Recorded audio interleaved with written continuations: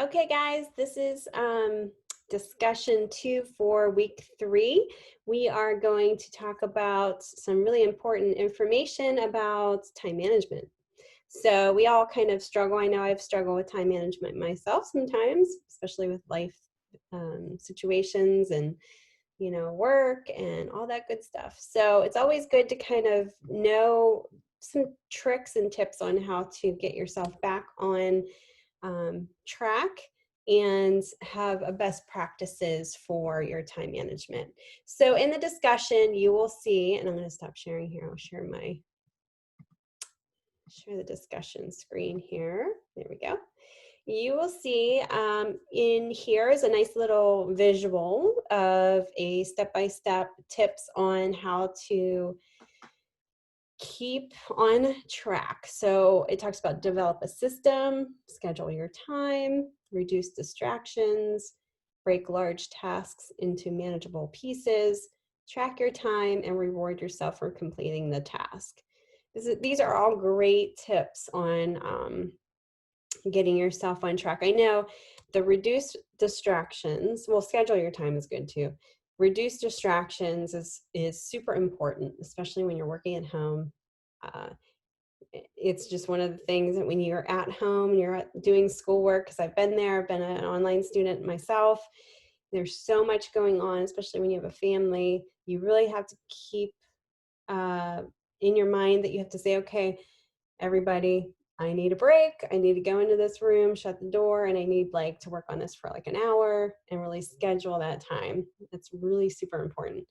Another one is break large tasks into manageable pieces. I always like to tell people when I'm talking to a student who may be struggling with getting work in, I know kind of how they feel, because it's like once you start getting behind, you're overwhelmed. And especially when you're a perfectionist, that seems so overwhelming when you get behind. And what happens is, if you're that type of person, you're not looking at it in small pieces. You're looking at, this is all the stuff that I need to turn in, and I'm not going to be able to do it right. And then all of a sudden you just don't do it.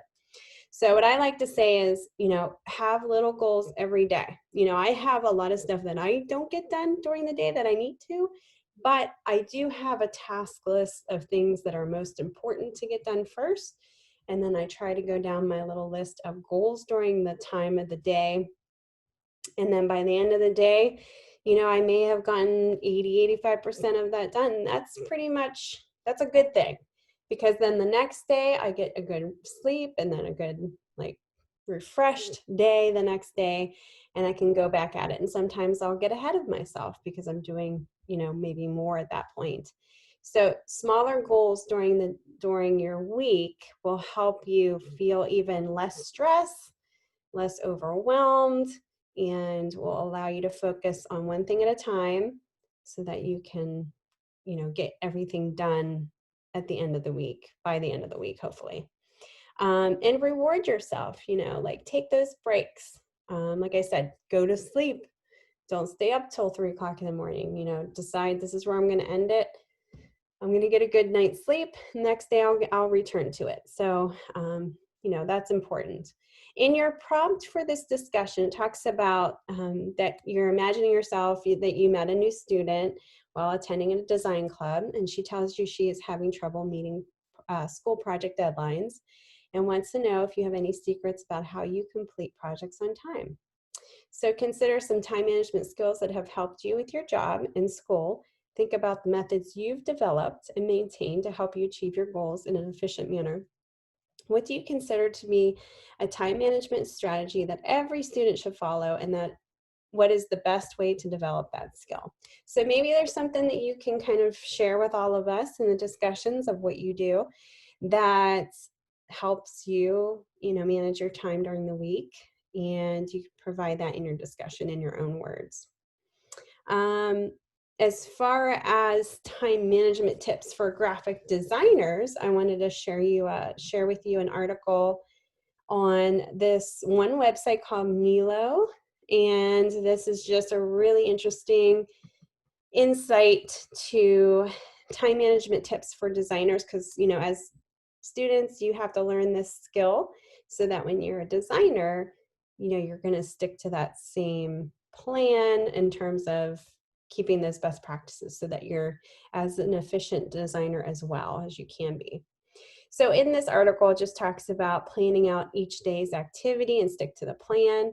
When I worked for ad agencies and publication companies, there would be, sometimes a morning meeting, or an agenda list that they would share with you that we would go over things that need to be accomplished. I worked for a smaller ad agency in Ohio, and every morning the ad rep would come in and kind of go through a list of things with us and say, this is what we need to do today. So everybody does it a little differently, but as a student, you can have that same list written out as well. Always have at least 2 major projects going on at one time, just kind of have everything that as a designer goes. You probably have this going on anyway as a student, but why not, why not juggle if you can? If you do have the time, some freelance options, and that'll kind of be a nice way of learning time management too. But don't put yourself under stress as a student. But as a designer, you might want to definitely challenge yourself. Take time that you need to do a quality job. So go in that extra mile. If you need to do like an extra client meeting or phone calls, you want to make sure you're going to do a quality job right away, so you're not losing out on time and money, maybe figuring out there's a better way to do it. So putting that extra time will definitely help. Force yourself to do projects you hate first. Sometimes this is definitely really interesting, because I know with me, when I prioritize stuff, I sometimes put things that I don't want to do at the very end, and then I procrastinate. And I think sometimes a lot of people do that. But I do find when I put the things that I needed that I didn't want to do first on the top of my list, and I actually accomplished it, then that kind of made the day go quicker and made me more happier, and I actually did things and not procrastinated. So those are definitely a great tip there. Learn where you are wasting time and avoid those activities. So that's actually that's a good tip. So in here it says, take, for instance, email. Consider checking your email only once or twice a day. Inform your clients that you will be checking your email every morning upon arrival at the office. If they need more frequent contact, offer telephone number or Skype account option. This might be something that you probably won't be doing until you're a designer, because once you're a designer, you'll notice you'll be getting a lot of emails, especially if you're working directly with a client.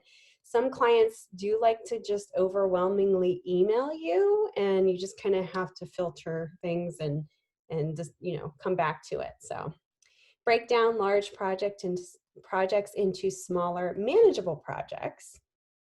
So again, it says here, it can be overwhelming when a client comes to you and proposes you begin work on a new branding project accompanied with print collateral, a website, and a social media campaign. So what's nice when you that's a great thing, because you've got such a big account and you have so many things going on, but it can be very overwhelming. And just like when I said, as a student, breaking your day up into smaller goals, just like in this instance, breaking up each project into smaller goals when, deadline wise, and keeping on track with each piece of that big project will allow you to focus and not, it'll just kind of make everything more effective and work better, because it won't be like everything all at one time. Because there's a lot involved in just that project with all of those different pieces, those working pieces. So it's good to kind of break down those larger projects into smaller, more manageable tasks. When you're a freelance designer, you kind of have to do that yourself. So that's just a skill that you would learn. But if you work for somebody and say you had a manager working above you, they would do this for you, and you would see how their process is. So it wouldn't be like you had to actually do it yourself. And that's why another reason why a lot of students who graduate from college have never been in the design field that want to be freelance designers it's kind of a big shock. So that's why I always say it's good to kind of get into a job first before you do freelance, so that you can see how things flow and learn how the everyday business is in the design field, so that you can kind of understand this before going on your own, and you understand how to break down, like I said, with these, how do you break down a big project? And you would learn that if you worked under somebody. So but those are great tips. Get away and do something else, that's always a good thing, just to go for a walk with your dog, just to get away and come back. It's always kind of helps the creative juices going, if you're especially struggling you're so focused on one idea and one job. It gets you back refreshed again. Find the right time for the right activity. Find your own creative ways to save time, be more efficient. So, it's kind of interesting. So this is a great article. And again, it's Milo Time, time management tips for designers. This is an article that you can also use if you want to in your discussions. But go ahead and go forward with that. Put a citation in there to support your perspective, but make sure you're putting it in your own words, what you would suggest. All right, guys. Thank you.